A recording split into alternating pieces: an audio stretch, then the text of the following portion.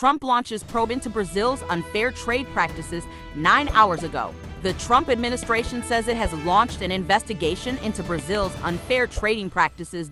It will include the Brazilian government's policies related to digital trade and electronic payment services, unfair, preferential tariffs, anti-corruption interference, a statement from the US trade representative said. The investigation seeks to determine whether they are unreasonable or discriminatory and burden or restrict US commerce. Last week, US President Donald Trump urged Brazilian authorities to end their prosecution of the country's former president Jair Bolsonaro, accusing them of carrying out a witch hunt. US Trade Representative Jamieson Greer said the probe was being launched at Trump's direction into Brazil's attacks on American social media companies as well as other unfair trading practices that harm American companies, workers, farmers, and technology innovators.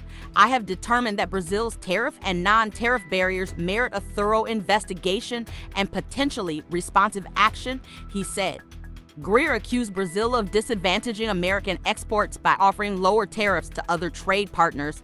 Investigators will look into alleged attempts by Brazil to penalize US companies involved in digital trade and services for not censoring political speech. The office also alleged a lack of adequate enforcement of intellectual property rights, harming US workers whose livelihoods are tied to America's innovation and creativity-driven sectors.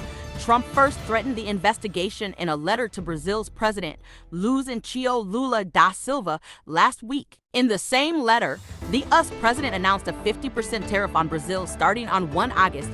Lula said in response that Brazil would match any increase in tariffs. Last year, trade between the two countries was worth $90 billion. 67.